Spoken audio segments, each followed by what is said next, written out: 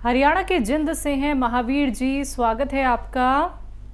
हाँ जी, नमस्कार जी। कल भी मैंने बात करी थी। हाँ जी सर। हाँ, 3% थे मेरे, उनमें जो बीच वाला पर्सन था और एक तो सुबेरे वाला अरंडी का तेल वैद्य जी ने बता दिया था भाई वो लेने से गैस वाली प्रॉब्लम खत्म हो जाएगी। हाँ तो वो तेल तो मैं आज ले आया और कल आज शाम से शुरू कर दूंगा। दूसरा जो है वो नुस्खा जैतून का सरकार अदरक ये लहसुन का बना रखा है, वो भी कल से मैंने 2 टाइम शुरू कर दिया है। एक टाइम लिया वैद्या ने कही थी, तो उसका अब देखते हैं क्या रिजल्ट होता है। लेकिन जो दूसरा पर्सन था मेरा, ये कंधे नाड़ ये नहीं मुड़ती, इसमें कैल्शियम जमा हुआ है मेरी स्पाइनल कोड के साथ में जो छोटी छोटी हड्डियां हैं, ये कह रहे हैं कि भाई ये कैल्शियम से जुड़ी हुई है, ये कैसे ठीक हो, ज्यादा अकड़न है। वैद्यों ने जो मेरी नाड़ का वो बताया था भाई इधर नाड़ हिलाओ, और ये भी मैंने 2-2, 3-3 महीने भी करके देख लिया, क्योंकि मैं 6-7 महीने से वैद्यों से जुड़ा हुआ हूँ। लेकिन ये हल नहीं हो रहा। ये कैल्शियम कैसे टूटता है ये खोया के पास का। महावीर जी आपकी उम्र कितनी है? 72 साल जी। ठीक है सर जी। महावीर साहब, आप यूँ समझ लें कि ये जो हमारी डिस्क है यहाँ गर्दन की थोड़ा नीचे, कभी कभी ये सब कुछ जाम हो जाता है। जैसे इस पे सीमेंट कर दिया, सीमेंट भी कैल्शियम होता है, चूना भी कैल्शियम होता है। अब अगर जब ये जाम होना शुरू हुआ है, अगर ये शुरू हुआ है जाम होना, तो अभी ठीक हो सकते हैं। और अगर इसमें गुंजाइश ख़त्म हो गई है तो फिर ये ना तो इससे छेड़छाड़ कर सकते हैं, ना ऑपरेशन कर सकते हैं। फिर हमें ऐसी ज़िंदगी गुजारनी पड़ती है जब तक कोई अच्छा इलाज नहीं आ जाता। देखिए,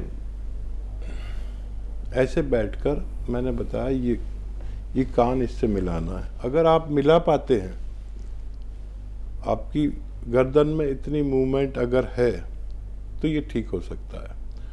और ये ठोडी यहाँ से पकड़े, देखिए ये यहाँ तक आ जाता है, ये पूरी तरह मोड़ दें, ये ठोडी हमारी यहाँ तक आ जाती है। ये मूवमेंट अगर है, नहीं है तो कोशिश करें कि ये मूवमेंट आ जाए। अगर ये आ गई तो आप ठीक हो सकते हैं। और एक ये भी है कि हम ऐसे सीधे लेट जाएं बेड पर और गर्दन नीचे लटका लें ऐसे, और बाकी शरीर सीधा रहे, और 5-5 मिनट 5 बार कम से कम लेटे। इससे भी यहाँ मूवमेंट आती है। तो ये कोशिश करें और कई महीने तक करें। थोड़ा थोड़ा भी मूवमेंट आएगा तो आपको बहुत फ़ायदा होगा, और मूवमेंट की गुंजाइश होगी तो ज़रूर आएगा। और ये सब कुछ मेरा भी यहाँ टाइट होने लगा था, लेकिन मैंने वक्त पे एक्सरसाइज करके इसको अच्छा कर लिया। और जो लोग बिल्कुल किसी की बात नहीं मानते, एक्सरसाइज कहो एक्सरसाइज नहीं करते, और फिजियोथेरेपिस्ट से भी आप मिल सकते हैं, वो बताएगा कि इसमें क्या हो सकता है। बाकी सब दवाओं में आपको फ़ायदा मुमकिन है, इसमें आप खुद फैसला करेंगे कि इसमें फ़ायदा मुमकिन है कि नहीं है। जी, मुजफ्फरनगर से हैं अनीता जी, स्वागत है आपका। मैम नमस्ते। जी नमस्कार। सर जी नमस्ते। स्वागत है आपका, जय हिंद। जी सर, मैंने आपसे पहले बात की थी अपने पति के लिए, जिन्हें वो सुस्ती और चक्कर आते थे। जी तो आपने एक्सरसाइज और गोंद मोरिंगा जैतून का नमक बताया था। तो सर कुछ तो आराम है सर, उन्हें कमजोरी बहुत है, बहुत ज्यादा कमजोरी, और चल नहीं पाते। ये कमजोरी दूर करने की दवाई बता दिए सर। उम्र कितनी है उनकी मैम? 69। ठीक है जी, ठीक है। हाँ, देखिए बहुत मेहनत कर रही हैं आप अपनी पति के लिए, और कामयाबी भी मिलनी शुरू हो गई आपको। देखिए एक्सरसाइज तो कराते ही रहना, 3-3 मिनट एक्सरसाइज तो कराते ही रहना। और ऐसे लिटाना भी, ऐसे सीधा बेड पर गर्दन नीचे लटका लें, ऐसा 5-5 मिनट। और वो 2 एक्सरसाइज जो बताता हूँ वो 3-3 मिनट या इससे भी ज़्यादा कर सकते हैं। फ़ायदा शुरू हो गया है, कमज़ोरी भी दूर हो सकती है। मैं कोई नुस्खा न बताकर आपको माजून अखरोट प्राश 1 चम्मच खिलाएं रोज़ाना, और पानी या दूध से खा सकते हैं। दूध चलता हो तो दूध, नहीं तो पानी से। और थोड़ा थोड़ा आप उनको साथ में टहला करिए, उनके अंदर हौसला पैदा कर दीजिए और उनको फ़ायदा होना मुमकिन है। अगले कॉलर है मेरठ से हमारे साथ, स्वागत है आपका। हाँ जी, नमस्कार। नमस्कार सर, आपका नाम? जय जी, मैं बलवंत सिंह नेगी बोल रहा हूँ और मेरी 62 एज मैं कंप्लीट कर चुका हूँ। जी सर। और हकीम साहब को जय हिंद। जय हिंद, स्वागत बहुत बहुत आपका जनाब। अच्छा हकीम साहब, मेरी वाइफ को भी थोड़ा राइट हाथ में दर्द रहता है, उसको वो शुगर की पेशेंट भी हैं वो। तो आपकी हम गोंद सिया और नमक जैतून और ये जैतून का सिरका ले रहे हैं पिछले 2 महीने से। तो उनको 50% तो आराम है। और जो आप एक्सरसाइज बताते हो वो भी करते हैं वो। तो पहले तो जैसे आप बताते हैं, हम सुनते हैं आपको कि शुरू में उनको दर्द ज्यादा हुआ था, लेकिन अब थोड़ा 50% रिलीफ हो रहा है। बहुत बहुत भगवान का बड़ा शुक्र। अच्छा, मेरे जरा 1-2 सवाल और थे। जी जी जी। मैं ना, मेरे को पिछले साल में मई में कोरोना हो गया था, 2nd लहर में। तो उसके बाद से थोड़ा मेरे शरीर में काफी प्रॉब्लम्स हो गई। जैसे मैंने अपने टेस्ट कराए तो एक तो मेरे को क्रेटिनाइन लेवल बढ़ गया था, मेरा 1.8 हो गया था, यूरिक एसिड हो गया था, थायराइड हो गया था और बीपी हो गया था। उसके बाद में उन्होंने कहा कि प्रोस्टेट भी है। तो ये 4-5 चीजें एकदम से मतलब शरीर में वो हो गई मतलब। तो मैं पिछले 1 साल से ट्रीटमेंट तो ले रहा हूँ। मैं एलोपैथिक ट्रीटमेंट कम लेता हूँ और आयुर्वेदिक ज्यादा ले रहा हूँ। तो हकीम साहब, मेरा जो क्रेटिनाइन लेवल है वो 1.2 से लेकर के 1.8 के बीच में ही वेरिएशन करता है। कभी 1.2 होगा, कभी 1.4, कभी 1.6, कभी 1.8 फिर डाउन आ जाता है।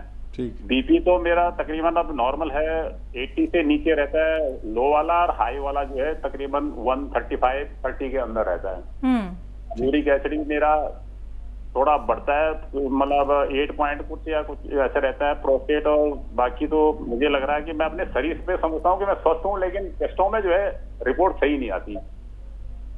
ठीक। तो मैं आपका जो ये नुस्खा आप बताते हो, मतलब कि नमक जैतून और अलसी का पाउडर, ये भी मैं ले रहा हूँ पिछले 2 महीने से, जो मैं आपको टीवी पे सुनता हूँ। तो क्या मैं ये जो आप 6 चीजों का बताते हो उसमें अलसी का भी मिला करके उसको लेने से क्या मेरे शरीर में शुद्धिकरण हो जाएगी पूरी, या आप मुझे कुछ एडवाइस करेंगे कि मैं क्या करूं? बड़ी मेहरबानी होगी आपकी। जी हाँ, देखिए बहुत ही अच्छी तरह आपने बात कही अपनी। अभी आप देख रहे थे एक साहब, जैसे मैं कई चैनल्स पर आता हूँ तो वो चैनल कोई देख रहे थे, बात कर रहे थे लाइव, तो शायद ये प्रॉब्लम थी। अब हम समझ पाए उनकी बात को। वो बहुत सीधे इंसान थे, भगवान उनको भी खुश रखे और आपको भी, क्योंकि भगवान का आप पे बहुत बड़ा करम कि कोरोना जैसी बीमारी से आपको बचा लिया। वाकई वो शक्तिमान है। तो ये जो बीमारियां हैं आपको, ये तो आसानी से कंट्रोल हो सकती हैं। और क्रेटिनाइन भी आपका बहुत ज़्यादा नहीं है। और ये जो नुस्खा आप ले रहे हैं तो इस तरह से लें, नमक जैतून 1 चुटकी, खाने का सोडा 1 चुटकी, अलसी आधा चम्मच से 1 चम्मच तक, और गोंद चिलगोजा 1 चुटकी। ये इसकी 1 खुराक या 2 खुराक रोज लिया करिए। ये तो आप काफ़ी दिन तक लीजिए। तो ये ब्लड प्रेशर, कोलेस्ट्रॉल, दिल की कोई परेशानी, हार्ट ब्लॉकेज, एसिडिटी, कब्ज, बवासीर, लीवर, किडनी का शुद्धिकरण, ये इसमें सब कुछ आ गया। प्रोस्टेट के लिए भी ये है। और प्रोस्टेट के लिए लें तो इसमें 2-4 चुटकी वो लाजवंती भी मिला सकते हैं। और वो नुस्खा जो वो मैं बताता हूँ, सौंफ, सौंठ, जीरा, अजवाइन, धनिया, मेथी, और इसमें अलसी भी मिला सकते हैं। अलसी आदमी ज़्यादा भी खा सकता है। ये 100-100 ग्राम लेकर अगर हम रोज़ाना 1-1 चम्मच 2 बार खाएं, नमक जैतून का पानी से भी ले लें या वैसे ही खा लें, तो ये पूरे एब्डोमेन का इलाज है। कहीं वर्म हो, कहीं बवासीर हो, कहीं आंतों में प्रॉब्लम हो, कहीं मैदे में प्रॉब्लम हो, और खून साफ नहीं होता हो, और लैट्रिन सही नहीं आती हो, बवासीर हो, और लीवर के लिए भी है, तो स्किन के लिए भी अच्छा नुस्खा है ज़्यादातर चीज़ें घर की। तो बहुत भगवान का शुक्र मैं भी करूं और आप भी कि आपकी पत्नी को फ़ायदा शुरू हो गया। सब भरोसा ज़रूरी भगवान पर, और ज़रूरी हो तो हम पर भी कर लें, और अमल ज़रूरी। अमल वो है जो दवा है, जैसे एक्सरसाइज है, आपने कोशिश की तो भगवान ने आपको फ़ायदा देना शुरू कर दिया। बस अब मैं चाहूँगा कि जैसे आपकी पत्नी को फ़ायदा हो रहा है, आपको भी भगवान फ़ायदा दे दे। जी। हिमाचल से हैं राकेश शर्मा जी, स्वागत है आपका। राकेश जी लाइन पे हैं आप? सर आप लाइन पे हैं? और दिन बाद जी जुड़े हैं हमारे से। राकेश जी बात कीजिए अगर आपको। मैडम जी नमस्कार। नमस्कार सर, जय हिंद, स्वागत। राकेश जी बहुत याद किया कि क्यों नहीं आ रहे। हाँ कैसे सर, सेहत कैसी है आपकी? ठीक तो लग रही है अभी? हाँ, आपकी तबीयत तो अच्छी है। मेरी भी ठीक है सर। शुगर का मेडिसिन ले रहा हूँ मैं, शुगर और बीपी का। अच्छा अच्छा अच्छा। मैं सर काला गोंद भी ले लिया है, दूसरा नमक जैतून भी खाकर देख लिया, इसके टी केयर वगैरह अभी तो ठीक है। ये वैसे मैं सर पूछना चाहता हूँ, ये जो अलसी है, अलसी का पाउडर, इसको बिना जैतून का नमक के लिए भी कोई मतलब फायदा करेगी ये? डेली अगर लूँ 1 चम्मच में?